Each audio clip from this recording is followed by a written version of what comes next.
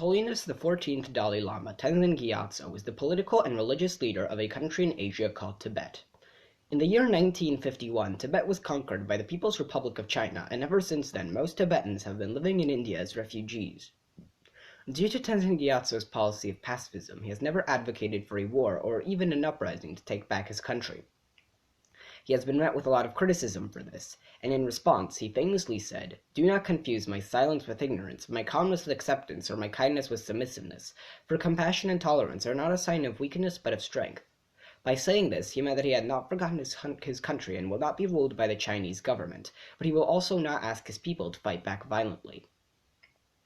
In his speech, he used the frustrating word tolerance. It is a frustrating word because no one can quite agree as to what it means. According to me, to tolerate someone means to treat them as a human being and not necessarily to agree with them, but to respect them.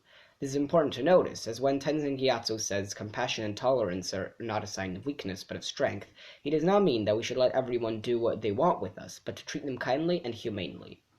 As the saying goes, do unto others as you would want them to do unto you. But is the world that we live in tolerant? Throughout history, there have been many problems with people lacking tolerance.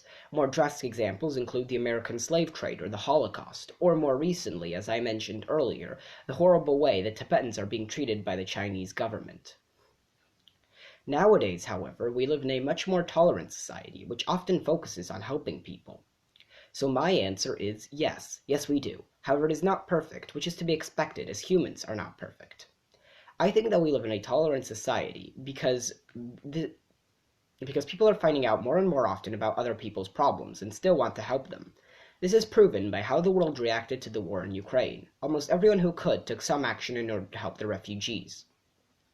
Also, nonprofits with the aim of helping people in developing countries are getting more and more attention. And another reason for my thinking so is that minority groups have been forgotten or even downright oppressed are finally getting a voice in government and society, and discrimination against them is finally abating. I believe that people are born tolerant, and it's not something you learn. However, if a person is taught differently, they might end up being intolerant. For instance, if a parent or